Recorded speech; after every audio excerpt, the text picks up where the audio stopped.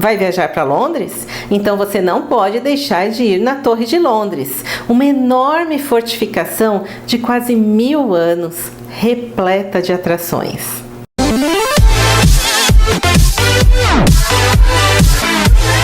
Eu sou Ana Cláudia, do canal Memoriarte Viagens, e hoje as dicas são da famosa Torre de Londres, que já foi residência real, zoológico e até prisão.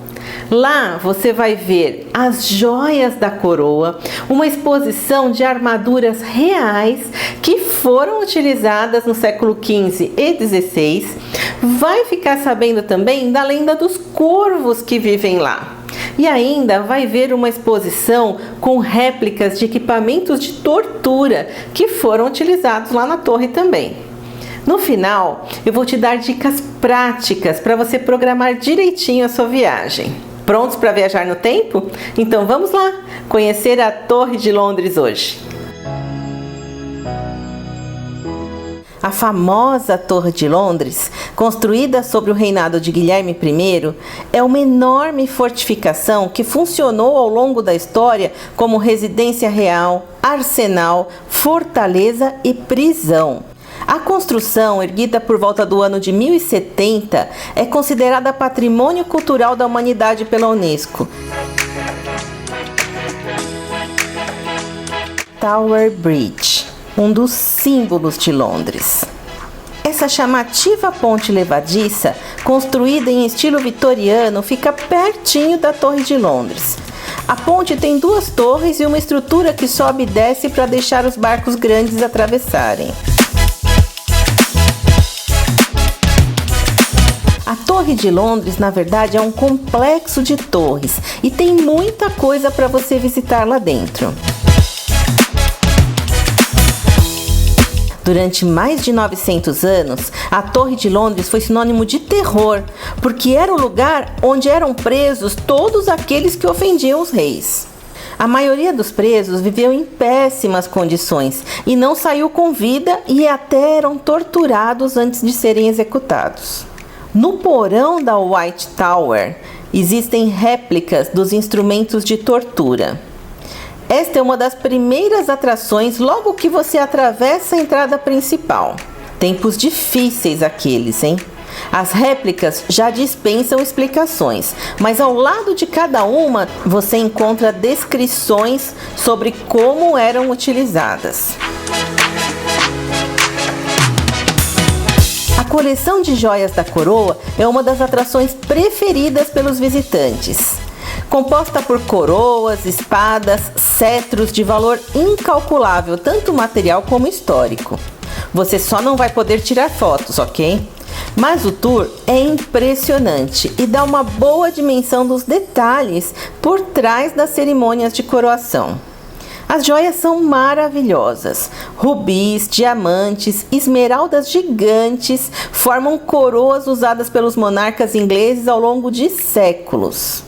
Apesar de ainda estarem à mostra, as joias da coroa são utilizadas pela Rainha Elizabeth II. Todos os objetos que ainda são utilizados têm ao lado um aviso "In use". As joias da coroa ficam bem guardadas. E quem ficar algum tempo na fortaleza, como nós ficamos, tem boas chances de presenciar a pequena troca de guarda que ocorre no final dos turnos. Na White Tower, além de você poder ver como era a arquitetura normanda, você vai entrar em uma capela do século XI e conhecer a coleção real de armaduras. Essa coleção real de armaduras é incrível. São as armaduras reais que foram utilizadas no século XV e XVI pelos reis e grandes personalidades britânicas.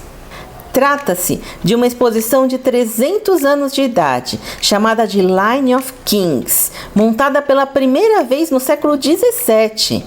É uma amostra cheia de artefatos interessantes. Você vai ver as armaduras de Henrique VIII, de 1515 e 1540. A armadura de Charles I, de 1612. a armadura do príncipe Henry Stuart, de 1608, e a armadura do rei James II, de 1686. Os corvos são os residentes mais famosos da Torre de Londres. Segundo a lenda, se os corvos desaparecessem da torre, ela cairia e com ela o reino. Pode imaginar? Para evitar tal catástrofe, um dos guardas que protegem a torre, conhecido como Mestre dos Corvos, cuida dos corvos e corta o extremo das asas para evitar que eles voem muito longe. Essa é a Porta dos Traidores. Dizem que todos os traidores da coroa entravam na torre por este portão. Inclusive a Elizabeth I, que depois foi perdoada e virou rainha. A Torre de Londres chegou a abrigar 600 animais doados por outros reis e líderes mundiais. Na prática, foi o primeiro zoológico da cidade, com leões, macacos, elefantes e muito mais. Até um urso polar dizem que vivia por aqui. Além de ser uma imponente fortaleza, a torre também foi confortável residência para os membros da realeza. Na zona do palácio medieval, ainda se conservam alguns restos do mobiliário que mostram o luxo e a opulência que naquela época reinou na torre. A Casa da Rainha é uma das partes mais bonitas da torre. Importantes personagens da história foram decapitados aqui. A almofada simboliza os pontos de execução. Reserve de 3 a 4 horas para visitar todos os lugares da Torre de Londres. E lembre-se que ela fecha cedo, umas 17h30 no verão e 16h30 no inverno.